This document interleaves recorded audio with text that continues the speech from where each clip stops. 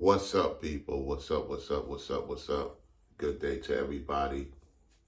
This is Floridian Rollo coming at you with another live stream. A video, that is.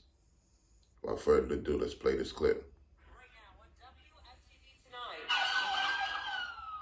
a deadly rampage in Florida State. The campus turned into a massive crime scene.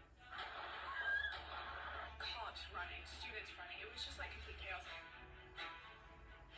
As police say, a 20-year-old suspect unleashed gunfire and terror in the heart of the university. I'm Greg with live in Tallahassee. So you have this 20-year-old entity, savage, suspect, running rapid in Florida State University. Let's continue. Out there in Panhandle, Tallahassee. You can see there is a makeshift memorial and also police tape behind me after the mass shooting on the campus of Florida State. The investigation is just beginning. I'll tell you what I've learned about the suspect, who is the son of a Leon County deputy. This is a tragic day. So the suspect, Savage, is a Leon deputy, one of the sheriffs, his father. All right, let's go. Florida State University. Our live team coverage on this tragedy in Tallahassee starts right now. This is WFTV Tonight. And our live triple team coverage is staged throughout the city of Tallahassee, from the Florida State University campus to the suspected shooter's neighborhood. Good evening. I'm Martha Sagowski. Our team coverage begins with Channel 9 anchor Greg Wormuth. He's joining me live right now from FSU. And Greg, certainly it has been a tragic day. Here we go. Information to take us through today's Here we go. of events.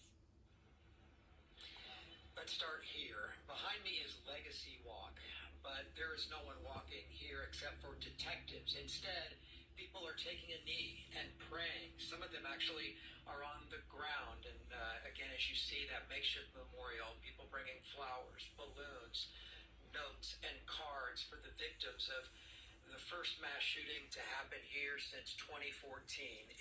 It's a doggone shame. It's been 11 years ago since they had a massive shooting. This is a doggone shame. Let's continue. Is a very somber day as I watch these young people. Typically right now on a Thursday, they might be studying, they might be out, they might be resting up for class tomorrow. But tonight, I guess there's strength in numbers after their day was shattered at about noontime.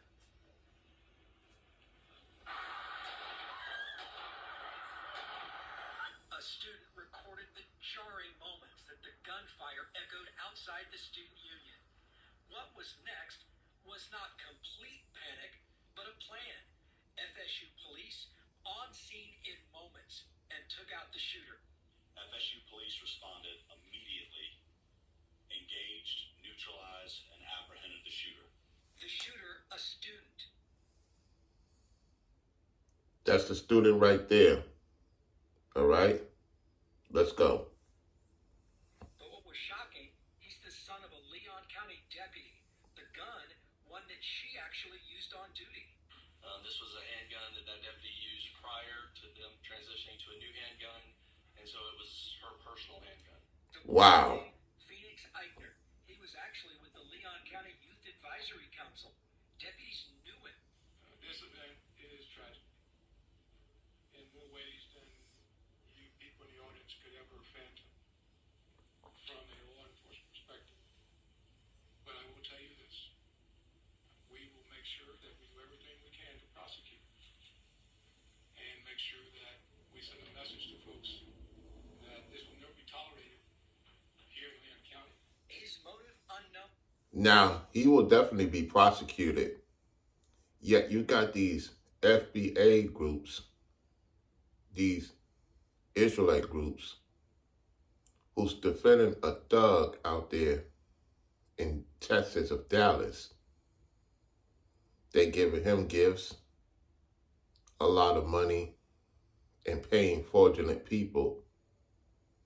If you follow the money trail, it leads to not a good thing. Another thing is the moms of the thug is dealing with the thug who was abusive and SA women and children at that. Let's continue. And he didn't surrender. No, they challenged him and ended up shooting. He did not comply with commands and was shot. No officers were hit by gunfire, and the first two fatalities announced were not students. FSU's president says even those not victims or witnesses were impacted. Working to support the victims, their families, and everyone affected by this traumatic event. One second. We'll talk to you later. The wedding banquet is Gotta lower this down. Okay, here we go. Right now, again, I mentioned at the beginning, Legacy Walk. You see the blue flashing lights. That's where, again, law enforcement has blocked off the scene. The investigation is continuing. And again, we know that they're still gathering information and cleaning up the scene. You also see police cape there. And the student union is about, I would say, 300 yards from where I'm standing right now. But that's to my left. And a completely different story to my right. As I mentioned, Martha, there are dozens and dozens of people. Some of them kneeling, some of them praying. Others are just staring in disbelief.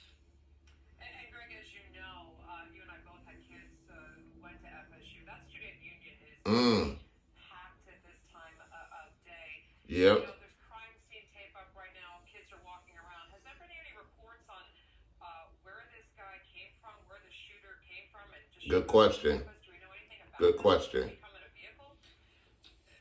He did. He came in, according to an eyewitness, an orange Hummer, which is a large SUV. He was wearing an orange shirt, khaki shorts. Came on with, again, as I mentioned, one of his mother's guns that the family owned at that time. It had been retired from service, and then just started shooting. You saw in our report the sound of that gunfire, and there are nothing but big red brick buildings around me, and so you could hear the echo off of each of those buildings, Martha. You have a family member who attends, so I'm so glad that he's okay tonight. Thank you. And our team coverage continues with our Sabrina Maggiore, who All right, so they're gonna continue to talk about this situation. Let's continue. live on campus. Sabrina, obviously students are in disbelief. And Martha, for some of these students, it's actually the second time they personally experienced a mass shooting. We know some of the students who were on campus survived Marjorie Stoneman Douglas and then got alerts of an active shooter here on FSU. And again, you can see this makeshift memorial growing behind us here. Candles, flowers, and balloons all set out as this campus remains heavy with grief and is processing their emotions today. They're at the service. At the Church of St. Thomas More, a Holy Thursday Mass started with prayers for the victims of a deadly campus shooting. I truly pray, especially for those that have died. Just hours earlier, the church was a place of refuge. It sits feet away from the student union, where shots were fired around noon. It's life and death. You're just thrust into an emergency situation. Father Luke Fairbrow heard the gunshots and immediately began ushering students to safety. So they had a ceremonial at the cathedral. Let's continue. We were receiving students. People were sprinting across the street. People were crying and they had fear. They kept on asking, is the church safe? He says hundreds of students sat in silence as shots rung out. Aiden Gershwine says he had just wrapped a class and was on the way to his car. You really just see the panic in people's faces, and then everybody sort of running away, not really understanding what's going on. Emergency alerts were issued quickly. Sirens blared on campus, telling students to shelter in place. My heart sank, and everyone's heart sank. FSU sophomore David Echevarria says he huddled in the corner of his classroom and waited for police to tell him it was safe to leave. In the tense moment, he armed himself with what he had in his backpack. Weird as it sounds, I got scissors and kind of hope for the best. He says the frantic texts from loved ones came. Now, why he mentioned scissors? Because a lot of them is carrying. You know what I'm saying? Or they have certain equipment that they're allowed to bring in the campus. Anyway, let's go. Within minutes, but he couldn't find the words to comfort his sister. She's set to attend FSU next year.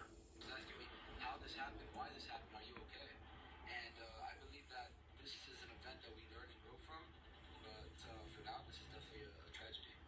Right. Our all-in-one hiring platform connects you. Hold on. All right, let's continue. And you can see students there placing flowers and taking pictures of this makeshift memorial. What you can't see is right across from this, there's dozens of students standing, taking all of this in right now. We do know that a vigil is also going to be Right. planned for Saturday. We understand FSU College Democrats will be hosting that. That tweeted out by a nonprofit group locally, and they say that's going to be at 7:30 again on Saturday. But for now, reporting live in Tallahassee, I'm Sabrina Majori, Channel 9 Eyewitness News. Sabrina, thank you. And tonight we visited the... All right, so we're going to have another reporter talking about this. Let me just say this. We know that's Panhandle, Tallahassee's Panhandle.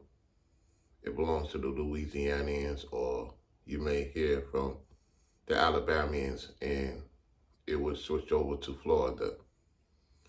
Anyway, let's continue. Community of that suspected shooter. Channel 9 Scott and Barton continuing our live team coverage from near that neighborhood where Phoenix Eichner lives. And Scott, neighbors are telling you this is a surprise to them. Martha, neighbors I talked to say that once they found out the suspect was Phoenix Eichner, it sent shockwaves through their body. Now tonight, we just got a little bit closer to where that home is. It's just up this street here. We just saw a Leon County deputy leave the area.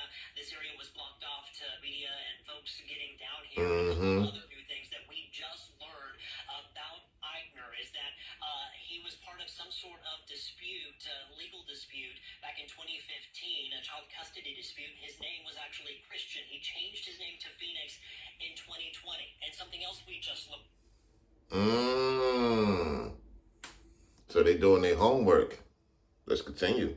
Within the last few moments is that deputy is now actually his stepmom.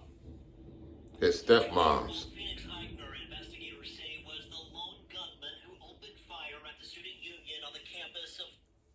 So the dad is not with his moms no more, and now he's dealing with a woman who was a deputy. Okay, let's go. Florida State University, killing 2 people and injuring 6 others. This is obviously a heinous crime. County Sheriff Walt McNeil says Eichner used his mother's handgun. She's been on the force for more than 18 years. The gun used to be her department weapon. Unfortunately, her son had access to one of her weapons, and that was one of the weapons that was found at the scene. Eichner went to Lincoln High School in Tallahassee and is believed to now be a student at FSU. Investigators say he was active in the Youth Advisory Council with the sheriff's office. The sheriff says there's no question he had access to weapons. In the Leon County Sheriff's Office family, engaged in a number of training programs that we have. So it's not a surprise to us that he had access to weapons. The FSU community wraps their minds around what happened, and we learn more about the investigation. Right. The sheriff says the alleged shooter will pay. We will make sure that we do everything we can to prosecute The stepson and make sure will pay. we send a message to folks that this will never be Who's the tolerated dad? here in Leon County. And I dare We want to know who's the dad. Who's the dad in this one? say across the state and across this nation. One neighbor I spoke with also said that Eichner was odd, but it was just typical teenage boy awkwardness. He is in the hospital. Officers with non-life-threatening. Young teenage man with awkwardness. Doesn't that ring a bell with Carmelo Anthony? Same thing. Let's go. Injuries. Now, I mentioned we just learned some of those new details about a lawsuit dating back to 2015 that has since been dropped. We're digging into some of those new details, and I'll share what I learned coming up on Channel 9 News, Eyewitness News at 11. For now, reporting live in Tallahassee, I'm Scott Martin, WFTV Tonight. And Scott, we do know tonight that he is not cooperating with law enforcement. Thank you. Florida Governor Ron DeSantis spoke out about the tragedy, saying that we are all one this evening. Casey and I see it in solidarity. Here we go. We're praying for the entire Florida State community. We're mourning the 2 individuals who lost their lives in this tragic attack, and we wish well those who are currently recovering in the hospital.